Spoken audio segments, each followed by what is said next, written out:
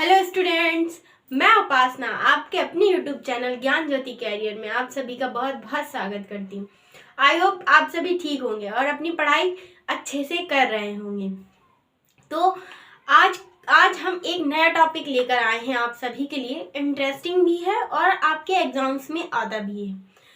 तो आज हम पढ़ेंगे सिकंदर के बारे में।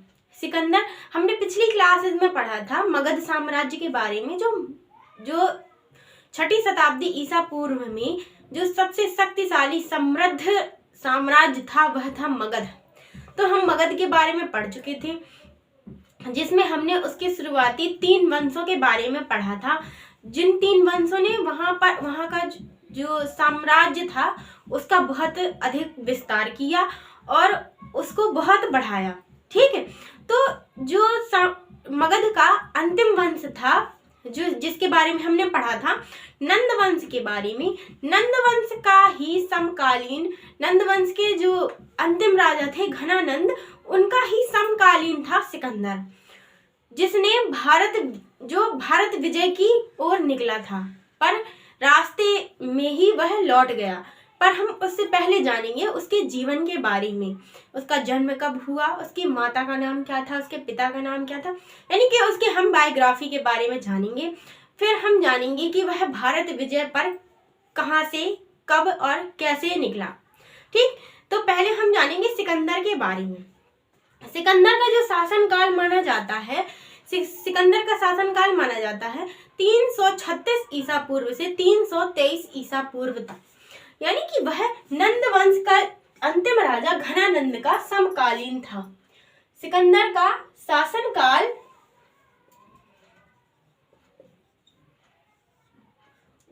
336 ईसा पूर्व से 323 ईसा पूर्व तक था। ठीक, हमने इसके शासनकाल के बारे में जान लिया।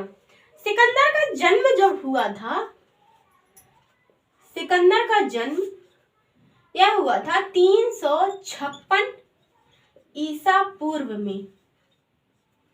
सिकंदर का जन्म 356 ईसा पूर्व में हुआ था। ठीक है, कहां पर हुआ था इसका जन्म?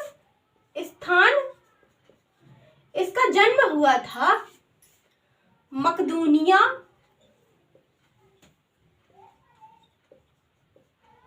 मकदूनिया का वर्तमान नाम हो गया है अब मेसोडोनिया। मेसोडोनिया ग्रीक, और पूर्व में इसे कहते थे यूनान। पहले इसे यूनान कहते थे, वर्तमान में इसे मेसोडोनिया ग्रीक कहते हैं। इसका जन्म हुआ था मकदूनिया यूनान में। जो सिकंदर का वास्तविक नाम था, कभी कभी आ जाता है, इसे कई इतिहासकारों ने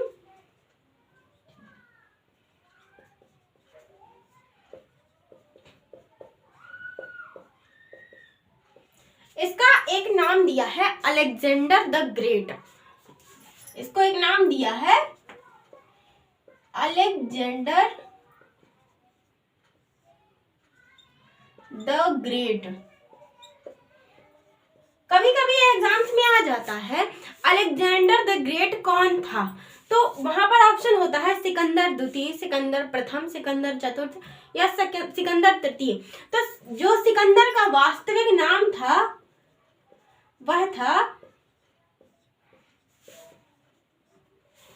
सिकंदर तृतीय।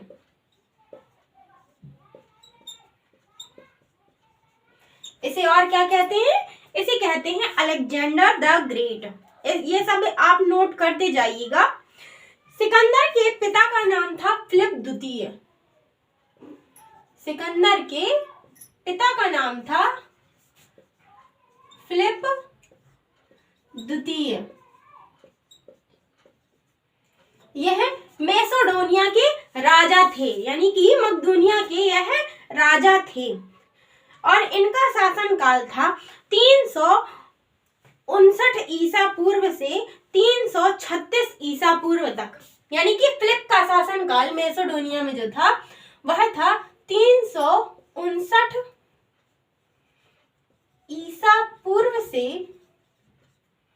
336 ईसा पूर्व तक, यानी कि जब सिकंदर को राजगद्दी मिली तब तक इनका शासन काल था। किसका? फिलिप द्वितीय का। सिकंदर के पिता का नाम क्या था? फिलिप द्वितीय। सिकंदर की माता का नाम था ओलंपिस। सिकंदर की माता का नाम था ओलंपिस और इनकी पत्नी का नाम था रुक्साना। रुक्साना, यह इनकी पत्नी का नाम था। सिकंदर ने जिनसे शिक्षा प्राप्त की थी वह थे सिकंदर के गुरु, वह थे अरस्तु। सिकंदर ने अरस्तु से शिक्षा प्राप्त की थी। यह जीव विज्ञान के जनक थे।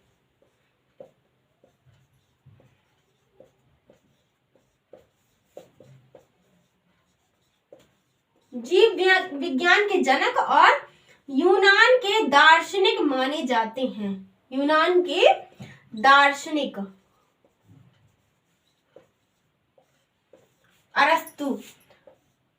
सिकंदर के गुरु थे अरस्तु। इसको आप सभी नोट कर लीजिए। फिर हम पढ़ेंगे कि सिकंदर भारत विजय की ओर कैसे निकला, उसने किन किन देशों को पार किया। ठीक है, इसको आप सभी पहले नोट कर लीजिए, फिर हम पढ़ेंगे सिकंदर का भारत आक्रमण। सिकंदर के पिता की मृत्यु के बाद, यानी कि फिलिप द्वितीय की मृत्यु के बाद, फिलिप द्वितीय की 336 ईसा पूर्व में मृत्यु हो गई थी।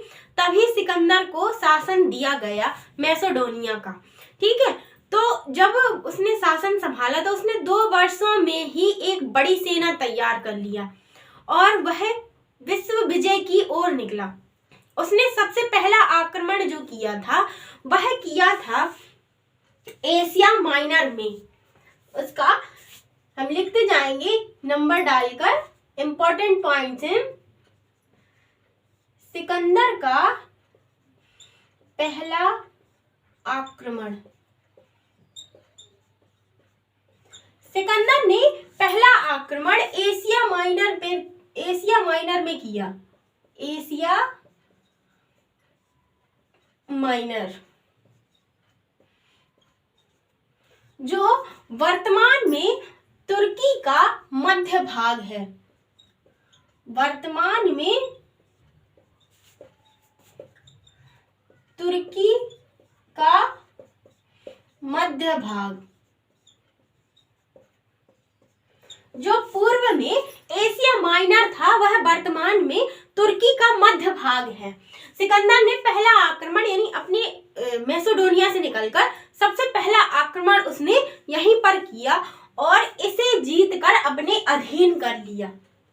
इसे जीत लिया उसने, यानी कि उसका पहला आक्रमण सफल रहा। फिर सिकंदर ने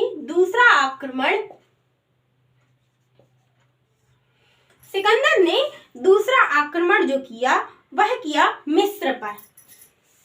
सिकंदर का दूसरा आक्रमण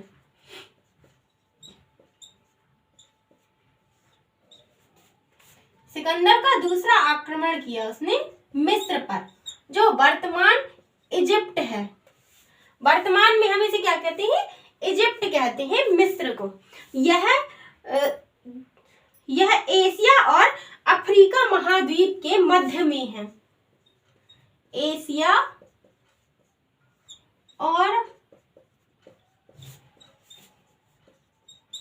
अफ्रीका महाद्वीप के मध्य में। मिस्र जो है वह एशिया और अफ्रीका महाद्वीप के मध्य में है। उसने इसे भी जीतकर अपने अधीन कर लिया, यानी कि उसका दूसरा आक्रमण भी सफल रहा। सिकंदर ने पहला आक्रमण जो किया वह एशिया माइनर तुर्की पर किया, दूसरा आक्रमण मिस्र पर किया जो एशिया और अफ्रीका महाद्वीप के मध्य में है, उसे भी उसने जीत लिया। सिकंदर का जो तीसरा आक्रमण था वह इराक में किया उसने अपना तीसरा आक्रमण। लिखते जाइएगा, सिकंदर का तीसरा आक्रमण। सिकंदर ने जो तीसरा आक्रमण किया वह इराक में किया। कहां पर? इराक में उसने अपना तीसरा आक्रमण किया। ठीक है, जिसमें उसने बेबीलोन पर अधिकार कर लिया। कहां पर? इराक के बेबीलोन पर अधिकार कर लिया अपना।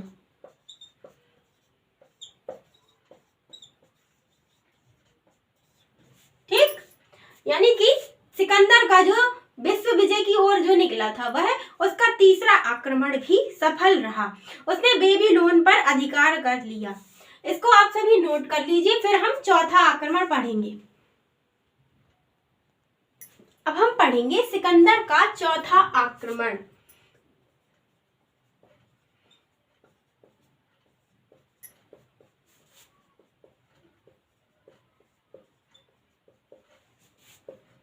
अब वह भारत के काफी नजदीक आ चुका था।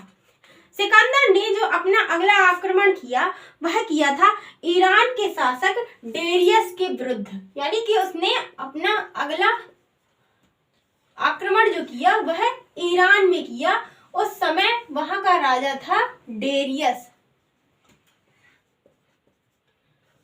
डेरियस युद्ध के मैदान से भाग खड़ा हुआ और सिकंदर ने ईरान की उस समय जो राजधानी थी पार्सिपोलस,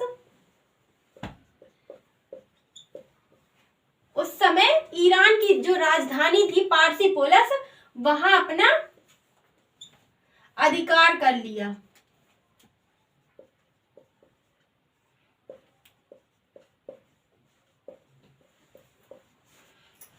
सिकंदर का चौथा आक्रमण ईरान पर था। जो उसने ईरान का राजा था डेरियस, वह युद्ध छोड़कर भाग गया, जिससे सिकंदर ने ईरान की राजधानी पार्सिपोलस पर अपना अधिकार कर लिया।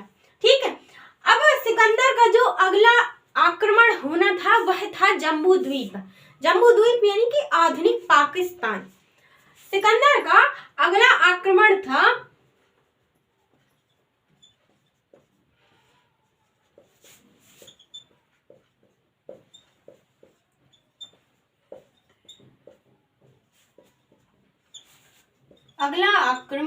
जम्बू द्वीप पर था, यानी कि उसने अपना अगला आक्रमण जम्बू द्वीप पर किया। परंतु उसे आक्रमण करना था जम्बू द्वीप पर उससे पहले कई पठारी क्षेत्र आते हैं, पहाड़ी मैदान आते हैं। वहां की जो जनजातियां थी, पहले सिकंदर को उनसे युद्ध करना पड़ा। ठीक है, पहले यानी कि सिकंदर जब जम्बू द्वीप की ओर बढ़ा, उसे कई जनजातियों से युद्ध करना पड़ा और 326 ईसा पूर्व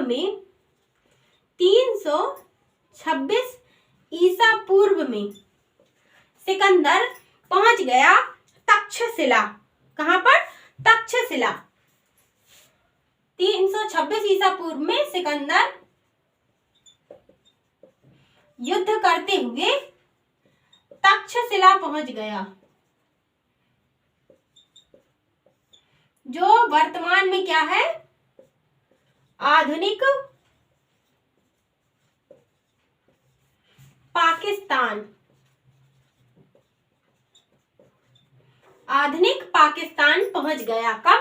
326 ईसा पूर्व में। उस समय तक्षशिला के जो राजा थे वह थे आम्भी। उस समय तक्षशिला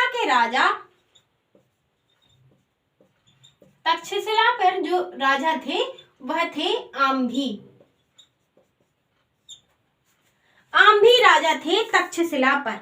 ठीक है, पर उन्होंने युद्ध ना कर सिकंदर के सामने आत्मसमर्पण कर दिया और सिकंदर ने तक्षशिला पर अपना अधिकार कर लिया। आम्भी ने सिकंदर के सामने आत्मसमर्पण कर दिया बिना युद्ध किए, इसलिए सिकंदर ने तक्षशिला पर अपना अधिकार कर लिया। ठीक है, इसको आप नोट कर लीजिए, फिर हम पढ़ेंगे आगे। सिकंदर का जो अंतिम मुकाबला हुआ वह हुआ पंजाब के जो राजा थे, राजा पोरस के साथ। पोरस की और सिकंदर की कहानी आप सभी ने सीरियल्स में देखी होगी। तो जो सिकंदर का अंतिम मुकाबला हुआ, सिकंदर का अंतिम मुकाबला पंजाब के शासक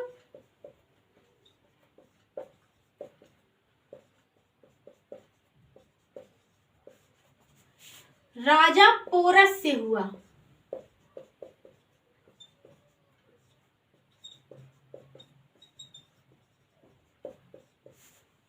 सिकंदर का अंतिम मुकाबला पंजाब के शासक राजा पोरस से हुआ। शुरुआत में इन दोनों के बीच में बहुत भयंकर युद्ध हुआ था। शुरुआत में जो राजा पोरस थे उनकी भी बहुत बड़ी सेना थी और सिकंदर की भी बहुत बड़ी सेना थी। तो जब शुरुआत में इन दोनों के बीच में युद्ध हुआ तो बहुत भीषण युद्ध हुआ। शुरुआत में पोरस ने सिकंदर को तगड़ी मात दी, यानी बहुत बुरे तरीके से हराया था, पर बीच में बारिश होने लगी जिससे पोरस के जो हथियार वगैरह थे उन्होंने काम करना बंद कर दिया, जिससे सिकंदर की जो जीत थी वह आसानी से हो गई। ठीक है, तो इन दोनों के युद्ध में कौन जीता? इन दोनों के युद्ध में सिकंदर जीत गया। सिकंदर जीत गया। राजा पोरस से जब सिकंदर जीत गया तो उसने पंजाब को अपने अधीन कर लिया। और जब राजा पोरस को उसके सिकंदर के सामने लाया गया तो उसने पूछा कि आपके साथ क्या सलूक होना चाहिए। तो उसने कहा, राजा पोरस ने, कि जैसा राजाओं के साथ होता है। तो उस सिकंदर को उसकी पोरस की यह बात बहुत अच्छी लगी और उसने उसका राज्य वापस कर दिया। राजा पोरस का राज्य पूरा वापस कर दिया सिकंदर ने। जो सिकंदर और पोरस का युद्ध था इसे हाइडेस्पीच के युद्ध के नाम से भी जानते हैं। सिकंदर और पोरस के युद्ध को हाइडेस्पीच के नाम से जानते हैं।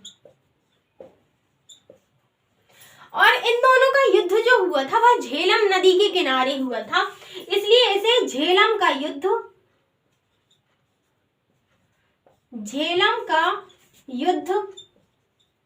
और वितस्ता का युद्ध भी कहते हैं, क्योंकि पूर्व में जो झेलम का प्राचीन नाम था वह था वितस्ता। इसका हमने एक शॉर्ट वीडियो बनाया है, आप सभी जाकर देख लीजिएगा। जो झेलम का पूर्व नाम था वह था वितस्ता, इसलिए इसे वितस्ता का युद्ध भी कहते हैं। पोरस और सिकंदर के युद्ध को हाइडेस्पीच का युद्ध, झेलम का युद्ध और वितस्ता का युद्ध भी कहते हैं। ठीक है, जो जैसे कि अभी हमने बात की थी, जो सिकंदर था वह था घनानंद का समकालीन।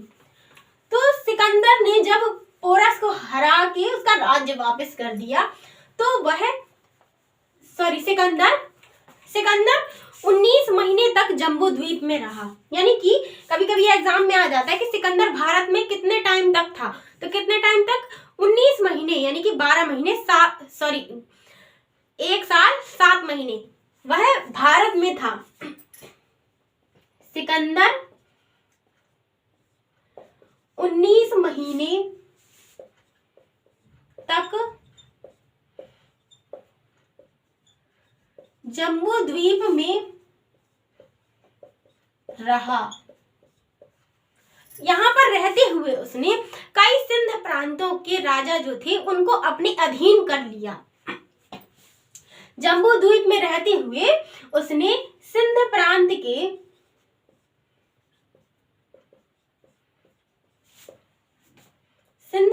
के राजाओं को अपने अधीन कर लिया।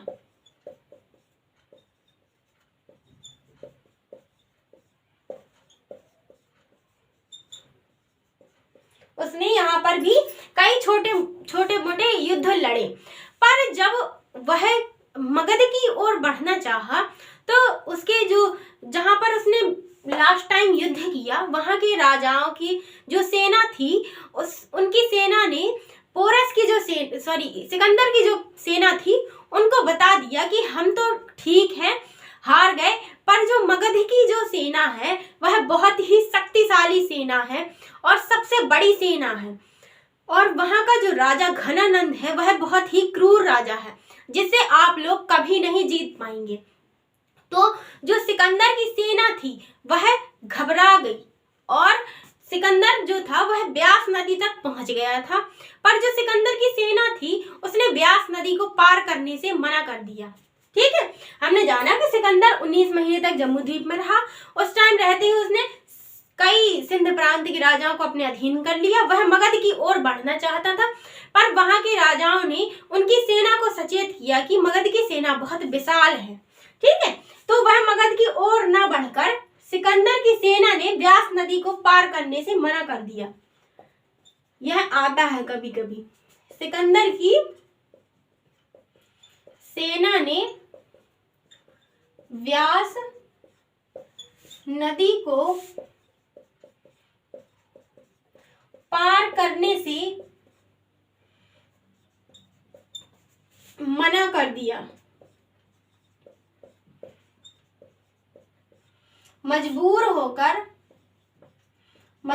में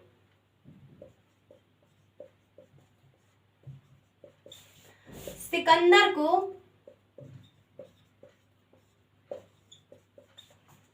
मैसेडोनिया वापस लौटना पड़ा।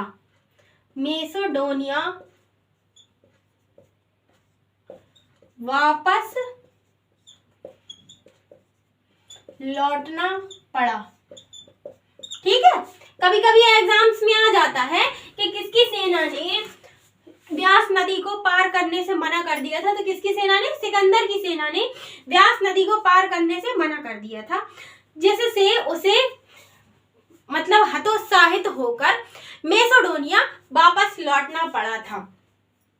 जब वह वापस लौट रहा था, सिकंदर जब वापस लौट रहा था, तो वापस लौटते समय इराक में जो उसने बेबीलोन पर अपना अधिकार किया था, वही बेबीलोन पर वह रुका हुआ था। 323 ईसा पूर्व में उसकी मृत्यु हो जाती है बुखार के कारण। वापस लौटते समय इराक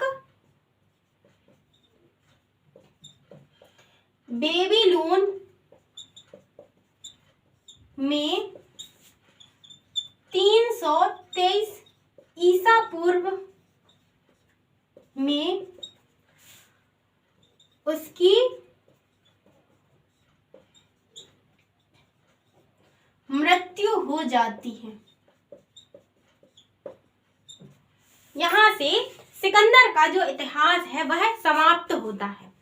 यानी कि सिकंदर एक महत्वाकांक्षी राजा था, साम्राज्यवादी, यानी कि वह अपने साम्राज्य को बहुत हद तक बढ़ाना चाहता था। ठीक है, इसे बढ़ाने के चक्कर में वह जीवन भर युद्ध ही करता रहा। ठीक, हमने जाना सिकंदर के इतिहास के बारे में।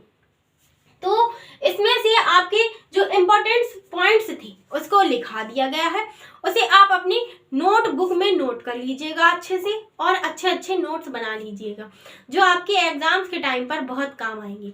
तो हमारा यहाँ से सिकंदर का पार्ट खत्म होता है। हम अगली वीडियो में अब पढ़ेंगे जो मगध साम्राज्य था, जो घनानंद को हराकर चंद्रगुप्त मौर्य ने मौर्य वंश की स्थापना की थी। अब हम मौर्य वंश के बारे में पढ़ेंगे अगले वीडियो में। तब तक के लिए चैनल को लाइक करें, सब्सक्राइब करें और ज़्यादा से ज़्यादा अपने दोस्तों तक शेयर करें, ताकि वीडियोस आपको और भी अच्छी मिलती रहें। ठीक है स्टूडेंट्स, तब तक के लिए नमस्कार।